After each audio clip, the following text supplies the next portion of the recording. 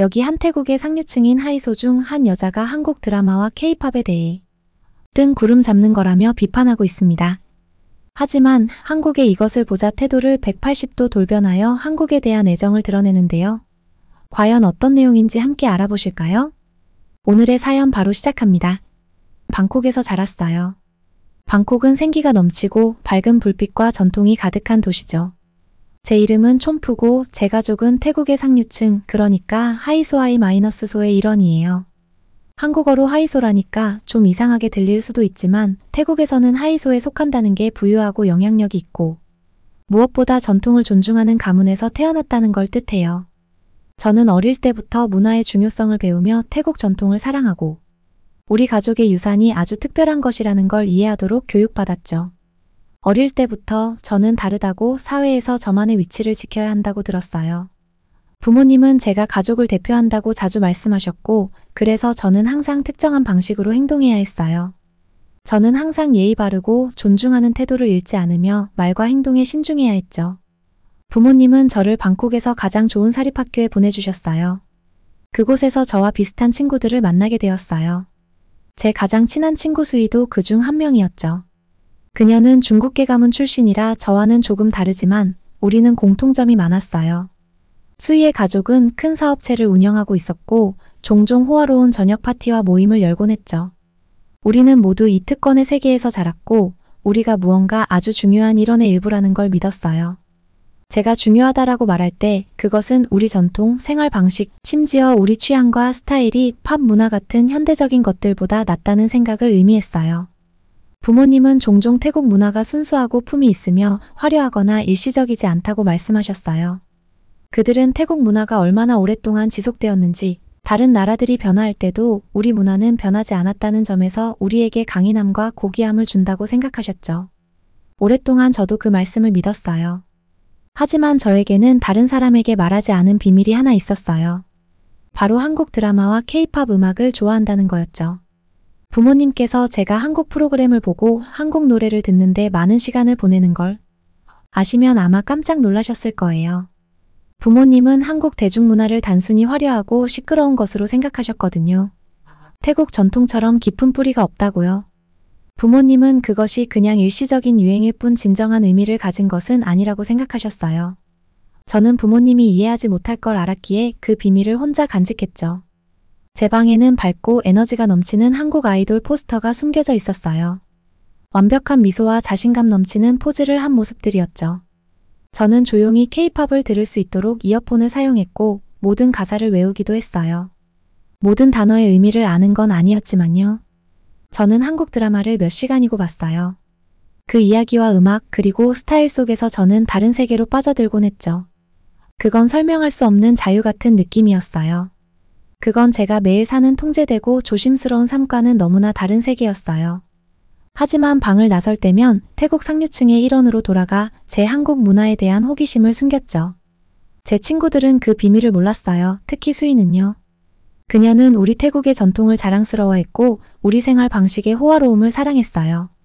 그녀는 우리가 우리와 같은 가문에서 태어난 것이 얼마나 행운인지 자주 이야기했어요.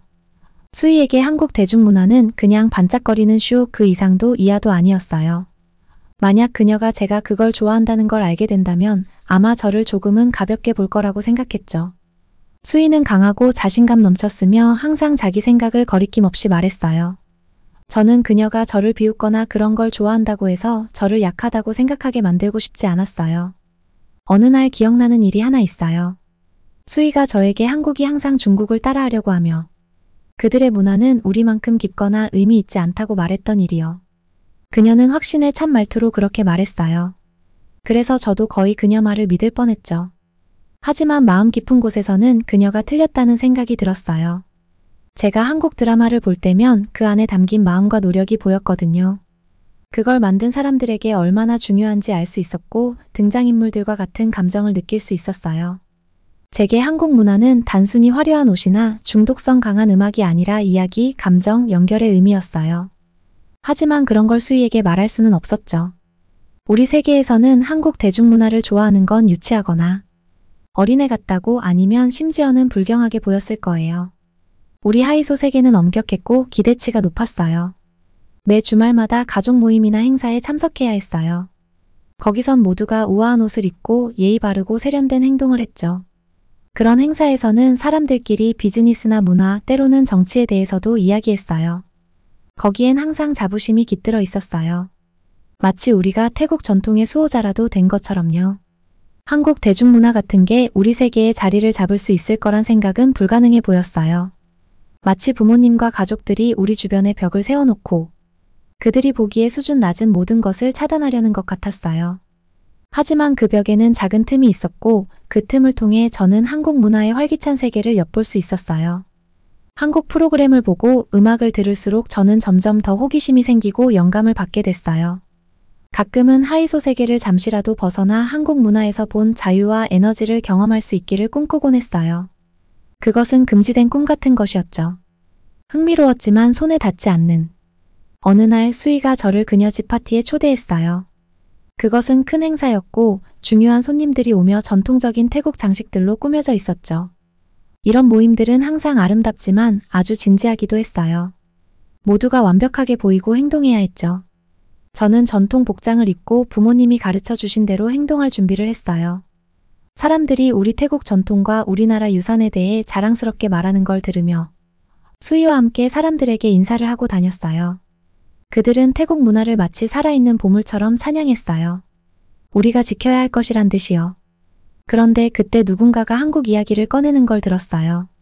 그들은 웃으면서 한국의 성공은 그저 유행일 뿐이라고 말했어요. 시간이 지나면 사람들은 그 문화가 우리만큼 깊이 있지 않다는 걸 깨닫게 될 거라고요. 그들은 그것이 단지 화려하고 재미있지만 진정한 가치는 없다고 했어요. 제 마음속에 찌릿한 아픔이 느껴졌지만 저는 조용히 고개를 끄덕이며 마치 동의하는 척했어요. 하지만 속으로는 그 말에 강하게 반박하고 싶었어요. 저는 그들에게 한국의 창의성을 얼마나 존경하는지, 그 문화가 전 세계 사람들에게 얼마나 큰 기쁨을 주었는지, 그리고 그것이 단순한 유행 그 이상이라는 걸 말하고 싶었어요. 그날 밤 저는 제 모습을 비추는 거울을 바라봤어요. 저는 완벽한 태국 상류층 소녀처럼 보였어요. 우아한 드레스에 세련된 표정까지요. 하지만 제 마음속에서는 다른 세계에 있었어요. 저는 K-팝 콘서트와 한국 드라마의 세계에 있었죠. 거기서는 사람들은 자유롭게 자신을 표현하며 규칙이나 기대에 신경 쓰지 않았어요. 그곳에서는 전통의 무게를 느끼지 않고 제가 저답게 있을 수 있었죠. 그날 저녁 파티는 이전에 봤던 다른 상류층 모임과는 비교할 수 없을 만큼 화려했어요. 수희의 가족은 정말로 정성을 다해 준비한 것 같았어요. 거대한 홀은 황금 장식으로 꾸며진 테이블들로 가득 차 있었고 각 테이블에는 용과 꽃무늬가 수놓인 고급 실크 천이 덮여 있었어요. 위에 달린 샹들리에는 마치 별처럼 반짝이며 모든 곳에 따뜻한 빛을 들이웠죠. 사람들은 우아한 옷을 입고 홀을 돌아다녔는데 한 사람 한 사람이 서로 더 화려해 보였어요. 수희는 깊은 빨간 드레스를 입고 있었는데 그녀가 움직일 때마다 물처럼 흘러내려 그녀를 강하면서도 우아한 마치 여왕 같은 모습으로 보이게 했어요. 처음엔 주변의 아름다움에 감탄했어요. 사람들은 웃고 있었고 잔이 부딪히는 소리가 조용히 울려 퍼졌어요. 그런데 시간이 지날수록 이상하게 마음이 불편해졌어요. 이유를 알 수 없는 묘한 느낌이었어요. 마치 긁을 수 없는 가려움 같은. 많은 영향력 있는 사람들 사이에 있어서 긴장이 된 거라고 스스로 위로했죠. 저는 수희의 손님으로 왔고 그녀에게 창피를 주는 행동을 하고 싶지 않았어요. 그러다 대화가 한국으로 넘어갔어요. 처음에는 가벼운 이야기였어요.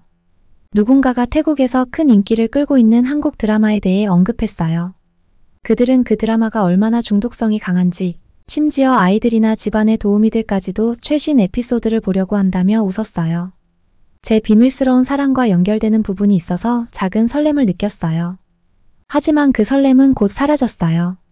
저는 웃음을 유지한 채 듣고 있었는데 수희가 끼어들었죠. 요즘 한국 문화가 여기저기 너무 많아요. 그녀는 아무렇지 않은 듯 말했지만 약간의 짜증이 느껴졌어요. 거의 매일 한국에서 뭔가 새로운 게 나오잖아. 새 노래, 새 드라마. 너무 많지 않아요? 사람들은 고개를 끄덕이며 동의했어요. 그들은 대화를 즐기고 있었고 웃고 있었죠. 하지만 저는 조용히 있었고 마음속 깊이 어두운 무언가가 뒤틀리는 걸 느꼈어요. 수희는 계속했어요. 도대체 뭐가 그렇게 특별한 거죠? 한국 대중문화는 그냥 여기저기에서 가져온 것들의 혼합일 뿐이에요. 일본과 중국에서 이미 해온 걸 가져와서 새로워 보이게 만든 거죠. 그다지 독창적인 건 없어요. 그녀의 말은 저에게 마치 뺨을 때리는 것처럼 다가왔어요. 그녀가 저를 상처 주려는 게 아니라는 걸 알았어요. 그럴 리 없죠. 수희는 제가 한국 문화를 얼마나 좋아하는지 몰랐으니까요. 그럼에도 불구하고 그녀의 말은 저를 아프게 했어요. 얼굴이 달아오르고 손이 저절로 주먹이 쥐어졌어요. 마음을 가라앉히고 숨을 고르며 여기가 어디인지 스스로에게 상기시켰어요. 지금 나서야 할 순간이 아니라고 다짐했죠. 저는 여기 손님이었고 무엇보다 친구였으니까요. 친구는 서로의 파티에서 소란을 피우지 않잖아요. 저는 수희가 말하는 걸 계속 들으려고 애썼어요. 한국 사람들은 마치 모든 게 자기들 것인 양 행동해요. 뭔가 새로운 걸 발명한 것처럼요. 하지만 다 빌려온 것들이죠. 전부 복사본일 뿐이에요. 그리고 보세요. 태국에서조차 얼마나 많은 영향력을 끼치고 있는지. 솔직히 좀 안타깝지 않나요? 제 가슴이 두근거렸어요.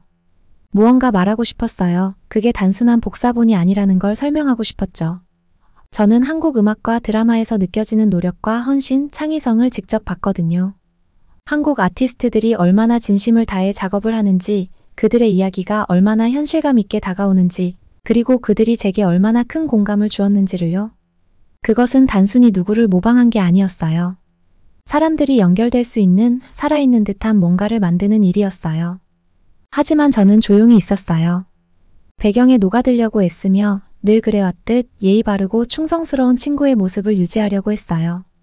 주변을 둘러보니 모두가 수희의 말에 동의하는 것 같았어요. 마치 방 안의 모든 사람이 그녀의 의견에 함께하는 것처럼 느껴졌고 저는 외부인처럼 느껴졌어요. 마치 저와 그들 사이에 선이 그어져 있는 것 같았고 제가 그 반대편에 서 있는 기분이었죠. 수희는 멈추지 않았어요. 그녀의 목소리는 더욱 날카롭고 무시하는 듯한 톤이 되었어요. 그녀는 복사 문화가 태국에 침입해서 젊은이들에게 영향을 미치고 있다고 말했어요. 젊은이들이 이제 한국 아이돌처럼 보이길 원하고 그들의 패션을 따라하며 심지어 한국어까지 배우려 한다고요. 그녀의 말투에는 경멸이 가득했고 그녀의 말 한마디 한마디가 저에게는 상처가 되었습니다. 저는 자리를 떠나고 싶었어요. 숨 쉴 수 있는 조용한 곳, 생각할 수 있는 공간, 그리고 내 안에 끓어오르는 분노를 잠시나마 내려놓을 수 있는 곳이 필요했어요. 하지만 저는 남았어요. 친구란 그런 거잖아요? 친구는 곁에 있어주는 거라고요. 아플 때에도, 내가 줄어들고 내 존재가 지워지는 것 같을 때에도요. 하지만 제 안에서는 무언가가 변하고 있었어요. 제 안의 두 부분이 충돌하고 서로 부딪히는 느낌이었어요. 한쪽은 한국에 대한 저의 애정을 지키고 그게 단순한 유행이나 트렌드가 아니라고 말하고 싶었어요. 그것은 진짜였고 저에게 기쁨과 영감을 준 것이었으니까요. 하지만 다른 한쪽은 전통을 존중하고 친구들의 의견을 중요하게 생각하도록 자라온 제가 저를 막고 있었어요.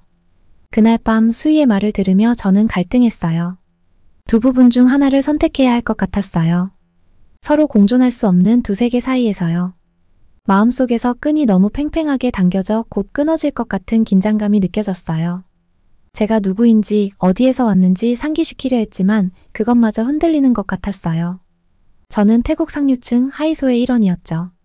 제 자리는 수희와 같은 사람들, 우리 문화와 자부심을 이해하는 사람들 사이에 있었어요. 그런데 왜 그녀의 말이 그렇게 잘못된 것처럼 느껴졌을까요? 그 방에서 그녀의 의견을 공유하는 사람들 사이에서 저는 작아진 느낌이었어요. 오랫동안 숨겨왔던 제 일부가 사라져가는 것 같았어요. 외국의 다른 사람들에게는 값싸고 얕다고 여겨지는 무언가를 사랑하는 것이 과연 제 문화를 배신하는 것인지 궁금했어요. 저는 그 부분을 별개로 두고 비밀스럽게 즐길 수 있다고 생각했어요. 그런데 이제 그 부분이 공격받고 평가받고 제 눈앞에서 부정당하는 것 같았어요. 밤이 깊어갈수록 저는 조용히 있었어요. 동의하는 척, 완벽한 친구, 그리고 태국 상류층의 충실한 딸인 척했어요. 하지만 마음속으로는 무언가가 변했음을 알고 있었어요. 내가 한국 문화에 대해 느끼는 애정은 주변 사람들이 이해하지 못한다고 해서 사라질 것이 아니었어요. 그것은 제가 스스로 선택한 것이고 저를 살아있게 만들어준 것이었어요. 우리 세계의 규칙과 전통이 주지 못한 생명력을 저에게 주는 것이었죠. 파티가 끝나고 나서 집으로 돌아갈 때는 온몸이 지친 느낌이었어요.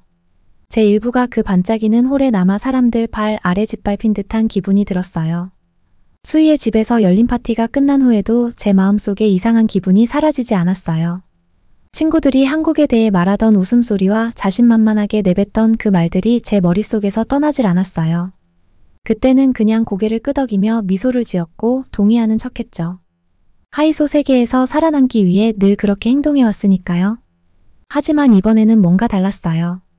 생각할수록 제가 믿어왔던 것들에 대해 의문이 들기 시작했거든요. 수희가 한국 문화가 그저 화려하고 얕은 유행일 뿐이라고 자신 있게 말하던 목소리가 자꾸 떠올랐어요. 예전에는 친구들과 가족에게서 그런 이야기를 많이 들어왔고 어느 순간 저도 그렇게 믿었던 것 같아요. 그런데 이제는 그 말들이 뭔가 잘못됐고 부당하게 느껴졌어요. 한국 드라마를 충분히 보고 다큐멘터리도 보고 뉴스 기사도 읽어보면서 한국이 단지 아이돌과 엔터테인먼트만 있는 나라가 아니라는 걸 알게 되었거든요. 한국은 풍부한 역사를 가진 나라였고 수많은 고난을 겪으면서도 이뤄낸 것들이 존중받아야 한다고 생각했어요. 그 후로 혼자 있는 시간이 많아졌어요. 이 모든 걸 곱씹으며 생각하느라요. 방에 앉아 옷장 뒤에 숨겨두었던 한국 아이돌 포스터를 바라보고 제가 좋아하는 한국 노래를 조용히 틀어놓고 들었어요. 다른 사람들에게 들리진 않지만 제 귀엔 들릴 정도로요. 노래 한 소절, 가사 하나가 제 마음속 깊은 곳을 울렸어요. 마치 아무도 신경 쓰지 않아도 되는 비밀스러운 세상에 있는 것 같았어요. 하지만 이제 제가 사랑하던 이 세계가 조금 복잡하게 느껴졌어요. 한국 문화에 대한 제 감정이 제가 자라온 세계에서 받아들여질 수 있을지 아니면 평생 숨겨야만 할지 궁금했어요. 어느 날 오후 저는 더 깊이 한국에 대해 알아보기로 결심했어요. 노트북을 열고 한국의 역사에 대해 읽기 시작했죠. 수백 년 동안 한국이 겪었던 전쟁과 침략 그리고 고난에 대해 알게 되었어요. 한국이 남북으로 나뉘고 가족들이 국경 때문에 헤어지게 된 이야기까지요. 읽으면 읽을수록 그 이야기들이 저와 연결되는 느낌이 들었어요. 한국은 단지 엔터테인먼트로만 정의될 수 있는 나라가 아니었어요. 수많은 아픔을 겪으면서도 강하게 성장한 나라였거든요. 또한 이런 고난 속에서도 한국이 세계에서 가장 성공한 나라 중 하나로 자리 잡은 이야기도 읽었어요. 몇십 년 만에 가장 가난한 나라에서 가장 부유한 나라 중 하나로 변신했잖아요. 첨단 기술, 패션, 그리고 물론 대중문화까지. 그 나라를 재건하는데 얼마나 많은 노력과 헌신, 희생이 필요했을지 생각하게 되었어요. 이건 절대 얕은 게 아니었어요. 강력하고 감동적이었죠. 더 깊이 알아볼수록 저는 한국을 새로운 시각으로 보게 되었어요. 제가 좋아하던 한국 드라마가 단순한 오락거리가 아니라는 걸 깨달았어요. 가족, 우정, 사랑에 대한 이야기를 전하고 있었어요. 문제를 극복하고 꿈을 이루기 위해 노력하는 사람들을 보여주고 있었죠. 이 이야기는 제가 한국의 역사에서 읽은 것과도 닮아 있었어요. 그때까지 느껴보지 못했던 새로운 존경과 감탄이 생기더라고요. 제 친구들이나 가족들도 겉모습만이 아닌 한국의 진짜 이야기를 알게 된다면 저처럼 한국을 다르게 보게 될까요? 문득 궁금해졌어요. 어느 날 저는 한국의 대중문화 확산, 즉 한류에 관한 기사를 발견했어요. 세계 곳곳에서 사람들이 K-팝, 한국 드라마, 패션, 음식 등을 받아들이고 있다는 내용이었어요. 놀라웠어요. K-팝이 한국 외에서도 인기 있는 건 알았지만 그 영향력이 이 정도일 줄은 몰랐어요. 유럽, 미국, 아프리카, 심지어 중동에서도 한국 문화를 좋아하게 된 사람들이 늘고 있었어요. 작은 나라가 어떻게 전 세계 사람들의 마음을 사로잡았는지 믿을 수가 없었어요. 단순한 유행이 아니었어요. 이건 뭔가 더 큰 것이었고 다양한 문화를 초월해 사람들을 연결해주는 것이었어요. 그때부터 저는 소셜미디어에서 한국 문화가 어떻게 표현되는지 주의 깊게 보게 되었어요. 인스타그램이나 유튜브 같은 플랫폼에서 다양한 배경을 가진 사람들이 한국에 대한 애정을 공유하고 있었어요. 미국 사람들이 한국어를 배우고 유럽 사람들이 한국 음식을 요리해보고 여러 나라에서 서울을 방문한 경험을 나누고 있었어요. 마치 거대한 커뮤니티 같았고 한국에 대한 공통된 관심으로 하나로 연결된 느낌이었어요. 이 모습을 보면서 저 혼자가 아니라는 생각이 들었어요. 저 말고도 한국 문화에서 특별함을 찾은 사람들이 많다는 걸 깨달았죠. 어느 저녁 휴대폰을 스크롤하다가 한국 가수가 자신의 여정을 이야기하는 영상을 발견했어요. 그 가수는 그동안 얼마나 많은 노력과 연습 그리고 희생을 했는지 말해주더라고요. 한국의 아름다움을 세상에 보여주고 싶어서 사람들이 한국 문화를 이해할 수 있게 하는 것이 얼마나 중요한지 설명했어요. 그의 말은 제 마음 깊이 닿았어요. 한국의 예술가들이 작품에 얼마나 많은 열정과 헌신을 쏟는지 생각하게 되었어요. 단순한 연예인이 아니었어요. 그들은 의미 있는 무언가를, 자신들이 자랑스러워하는 무언가를 전하고 싶어 하는 사람들이었어요. 제 친구들과 가족이 이면을 볼 수 있다면 얼마나 좋을까 싶었어요. 음악이나 TV 프로그램 이상의 한국 문화를요. 더 많이 배울수록 제 마음속에서는 변화가 일어나기 시작했어요. 더 이상 한국 문화를 사랑하는 제 자신이 부끄럽지 않았어요. 오히려 자랑스러웠죠. 제 흥미가 태국 문화를 거부하는 것이 아니었다는 걸 깨달았어요. 오히려 다른 문화를 존중하고 배우려는 마음이었죠. 저는 여전히 태국 전통을 사랑하고 제 뿌리를 자랑스러워할 수 있었고, 동시에 한국의 음악, 드라마, 역사에서도 기쁨을 찾을 수 있었어요. 이 깨달음이 제 어깨를 가볍게 해주었어요. 둘 중 하나를 선택할 필요가 없었고, 두 가지를 마음에 함께 담을 수 있다는 걸 알았거든요. 다시 친구들과 어울리러 나갔을 때 대화가 예전과는 다르게 느껴졌어요. 친구들이 태국의 전통과 우리의 유산에 대해 이야기할 때 여전히 자부심이 느껴졌어요. 하지만 그들이 한국을 농담 삼아 얕보거나 그냥 유행일 뿐이라고 말할 때는 속으로 조용한 강인함이 생기더라고요. 그들에겐 없는 제가 아는 무언가를 알고 있는 듯한 느낌이었어요. 그들과 다투거나 생각을 바꾸려고 애쓸 필요도 없었고 억지로 웃거나 따라 웃을 필요도 없었어요. 이제는 제 나름의 이해가 있었고 그걸로 충분했어요. 이런 내적 평화가 하루아침에 찾아온 건 아니었어요. 몇 주, 어쩌면 몇 달 동안 읽고 고민하고 예전 믿음을 하나씩 재검토하는 시간이 필요했어요. 저는 파티나 사교 모임에서 벗어나 혼자 많은 시간을 보냈어요. 생각하고 배우며 스스로를 돌아보는 시간이었어요. 제게는 마치 자신이 누구인지 그리고 무엇이 중요한지 알아가는 여정 같았어요. 항상 하이소의 규칙을 따랐지만 이제는 제 방식대로 모든 문화를 존중하며 균형을 찾으려고 노력하고 있었죠. 방에 돌아와 포스터를 다시 붙였어요. 이번에는 숨겨두지 않고 벽에 걸어두었어요. 포스터 하나하나가 제가 걸어온 여정을 상기시켜 주었어요. 그 여정이 제게 세상을 다르게 보게 해주고 있었어요. 이제는 더 열린 마음을 가지게 되었고 다른 문화 속에 깃든 아름다움과 풍요로움을 더 느낄 수 있었어요. 수희의 집에서 파티가 있었던 몇 달 후 제 삶에 큰 변화가 생겼어요. 부모님이 저에게 1년 동안 미국에서 유학할 기회를 주셨거든요. 부모님은 해외에서 공부하는 게 저를 더 독립적이고 지혜롭게 만들어줄 거라고 믿으셨어요. 또 미래를 준비하는 데에 도움이 될 거라고 생각하셨죠. 처음에는 걱정이 됐어요. 가족과 친구들 없이 그렇게 오랜 시간 떨어져 본 적이 없었으니까요. 하지만 마음 깊은 곳에서는 조금 설레기도 했어요. 방콕의 하이소 세계를 떠나 저 자신을 찾을 수 있는 기회였고 새로운 것을 탐험할 수 있는 기회이기도 했죠. 어쩌면 이 기회를 통해 세상을 다르게 볼 수 있을지도 모른다고 생각했어요. 미국에 도착했을 때 모든 것이 낯설게 느껴졌어요. 건물도 거리도 심지어 공기도 전부 새롭고 이상하게 느껴졌죠. 제 학교에는 세계 각국에서 온 학생들이 가득했어요. 금방 깨달았죠. 여긴 방콕의 작은 하이소 세계가 아니라는 걸요. 여기에선 사람들이 입는 옷도 다르고 말하는 방식도 다르고 생각하는 방법도 완전히 달랐어요. 처음엔 압도되었고 길을 잃은 것 같았어요. 하지만 마음을 다잡고 여기에 온 이유를 되새겼어요. 배우고 성장하고 진정한 내 모습을 찾기 위해 온 거라고요. 미국에서 처음 만난 사람 중 한 명이 지훈이라는 한국인 학생이었어요. 지훈은 친절하고 겸손한 사람이었는데 조용하지만 강한 무언가가 느껴졌어요. 자신에 대해 말하는 일이 많지 않았지만 가끔 말을 꺼낼 때마다 자신이 얼마나 한국 문화를 자랑스러워하는지 알 수 있었죠. 한국의 역사와 그동안의 어려움, 그리고 얼마나 많이 변해왔는지 이야기해줬어요. 그는 자기 나라를 깊이 사랑하고 있었고 그 이야기를 다른 사람들에게 전하고 싶어 했어요. 그의 이야기를 듣고 있으면 왠지 모르게 따뜻한 느낌이 들었어요.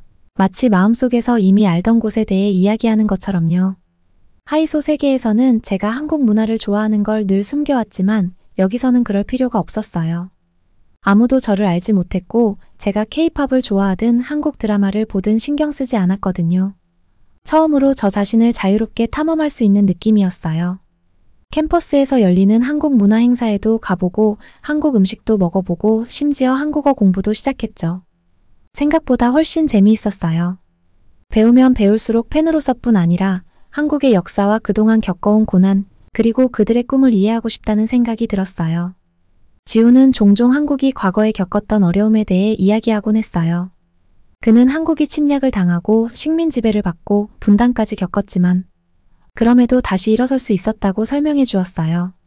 그가 말할 때 그의 눈에서 자부심이 느껴졌고 한국의 강인함은 단지 경제나 기술에서 나오는 것이 아니라 그들의 사람들에게서 나온다는 것을 알게 되었어요. 한국 사람들은 자신들이 누구인지 잘 알고 있었고 무엇이든 극복할 수 있다는 믿음을 가지고 있었어요. 이 이야기는 제게 깊은 인상을 주었고 저는 한국을 새로운 시각으로 보기 시작했어요. 한국은 단지 K-팝이나 드라마에 그치는 게 아니었어요. 그것은 끈기와 희망 그리고 자부심을 가진 나라였어요. 지훈과 다른 학생들과 시간을 보내면서 모두가 서로의 문화를 배우려는 열린 마음을 가지고 있다는 걸 느꼈어요. 서로 다른 나라에서 온 친구들은 자신들의 전통, 언어, 그리고 좋아하는 음식에 대한 이야기를 자주 나눴어요. 아무도 자신의 문화가 다른 사람들 것보다 더 우수하다고 주장하지 않았어요. 오히려 서로에게 배우고 싶어하고 호기심 가득한 모습이었죠. 이건 제가 알던 하이소 세계와는 너무나 달랐어요. 거기서는 다른 문화를 경계하는 법을 배웠고 마치 다른 문화가 우리의 것을 위협할지도 모른다는 느낌으로 바라보았거든요. 시간이 날 때면 저는 죄책감 없이 한국 드라마를 봤어요. K-팝을 듣고 따라 불러보기도 했죠.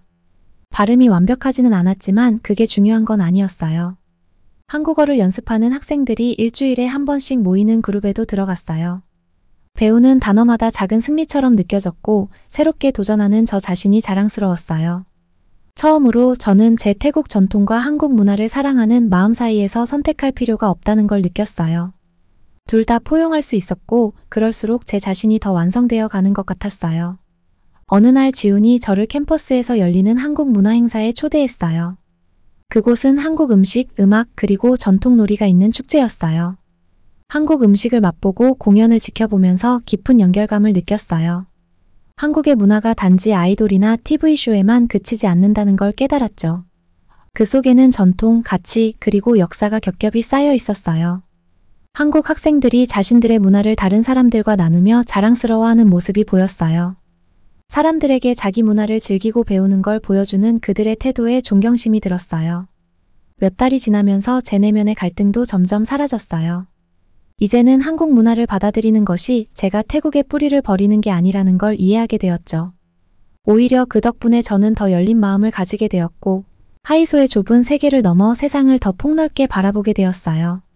저는 태국인이면서 한국 문화를 사랑하는 사람이 될 수 있었고 그게 부끄러운 일이 아니었어요. 마침내 제 진정한 모습을 찾아가는 것 같아 자신감이 생겼어요. 태국을 떠나 있으면서 제 자신의 문화를 새롭게 감사하게 되기도 했어요. 친구들에게 태국 전통과 우리의 축제, 그리고 방콕의 아름다움에 대해 이야기하기 시작했죠. 그들이 한국을 배우면서 보였던 그 호기심 어린 눈빛이 이번에는 저에게로 향하는 것을 보았어요. 타인에게 제 문화를 전할 수 있어서 자랑스러웠고 한국 문화처럼 태국 문화도 세계에 전할 가치가 있다는 것을 깨달았어요. 미국에서의 마지막 몇 주 동안 방콕에 있는 제 친구들, 특히 수희에 대해 생각해 보았어요. 그녀가 제 여정을 이해할 수 있을지, 제 마음이 새로운 문화로 어떻게 열리게 되었는지를 알아줄 수 있을지 궁금했어요. 수희에게 제가 경험한 것들을 공유하고 싶었어요. 다른 문화를 배우는 것이 우리 자신의 문화를 잃는 게 아니라는 것을 보여주고 싶었어요. 언젠가는 그녀도 한국을 경쟁 상대가 아닌 독특하고 영감을 주는 나라로 봤으면 좋겠다는 희망이 들었어요. 방콕으로 돌아왔을 때 저는 마치 다른 사람이 된 것 같았어요. 여전히 태국의 전통을 사랑했지만 이제는 그것에만 얽매이지 않았어요. 미국에서 배운 열린 마음을 하이소 세계에 가져가고 싶었어요. 친구들에게 다른 문화를 존중하고 호기심을 가지며 배우는 것이 괜찮다는 걸 보여주고 싶었어요. 쉽지 않겠지만 이제 시도해볼 용기가 생겼어요. 제 마음속에는 지훈과 제가 만난 친구들에게서 배운 교훈이 남아 있었어요. 그들은 제게 세상이 제가 상상했던 것보다 훨씬 크고 각 문화가 가치 있는 무언가를 공유하고 있다는 것을 보여줬어요.